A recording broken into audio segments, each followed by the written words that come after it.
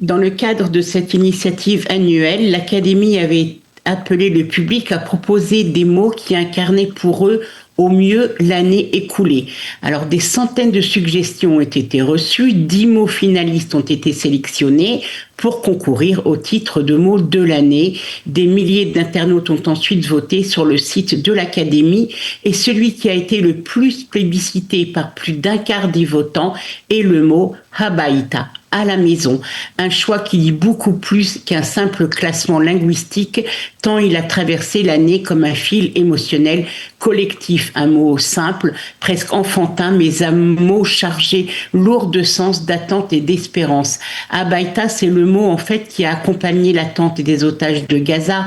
Il a porté l'espoir des familles, des proches de tout un pays suspendus à leur retour, et il résonne aujourd'hui encore avec plus de force alors que le corps du dernier otage israélien retenu à Gaza a été rapatrié. Mais Habaïta, ce n'est pas seulement l'espoir du retour des otages, c'est aussi celui du retour des habitants déplacés du sud et du nord dans leur foyer, et celui des soldats appelés et mobilisés. Alors répété dans le débat public, scandé lors des rassemblements pour la libération des otages, titre d'une chanson israélienne devenue le symbole du combat pour leur libération, Habaïta s'est imposé comme un marqueur émotionnel collectif, et ce mot est aussi remarquable linguistiquement.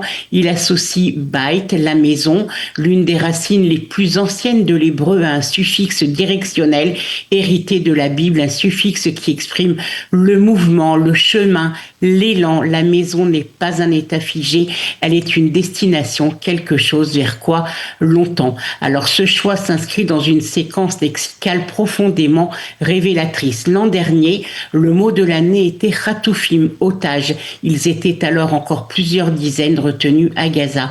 Et l'année précédente, marquée par l'attaque du Hamas, le mot choisi a été gouffre, effondrement, boulan. Il est celui d'un effondrement d'une nation tombée brutalement dans le gouffre de l'horreur. Alors à travers ces choix linguistiques se dessine une fresque collective. Après le gouffre puis l'attente des otages, vient enfin le mouvement vers le retour, vers la maison, car Habaïta, on l'a dit, n'est pas un état, c'est une direction, un chemin et peut-être déjà un début de guérison. En deuxième position cette année, notons intelligence artificielle, loin cependant derrière Habaïta, un classement qui dit autre chose d'Israël, la capacité d'un pays, même en guerre, même fragilisé, à vouloir continuer à œuvrer, à créer, à se projeter et à rester un acteur central sur la scène technologique mondiale. Et en troisième position, Atikva, l'espoir, l'espérance, un mot fondateur du récit sioniste et juif, celui de l'hymne national, celui qui permet malgré les épreuves de regarder vers l'avenir.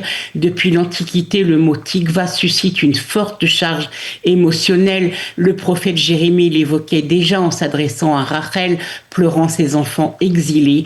Il y a de l'espoir pour ton avenir, dit l'Éternel, et les fils reviendront dans leurs frontières. Des siècles plus tard, le poète sioniste Naftali Herz Inbar intitula Tikvatenu, notre espoir, son poème qui célébrait le réveil national juif, dont les premiers couplets devinrent l'hymne national de l'État d'Israël. Un autre mot avait été proposé cette année, c'est le mot tikkun, reconstruction, réparation, mais il n'a pas été plébiscité, un refus lourd de sens, preuve que la nation ne se sentait pas encore prête à faire sienne cette notion, tant que le dernier otage n'était pas revenu, tant que les soldats sont toujours au front et tant que la blessure de la nation reste autant ouverte. Gageons que Tikkun sera choisi l'année prochaine, en tout cas espérons-le.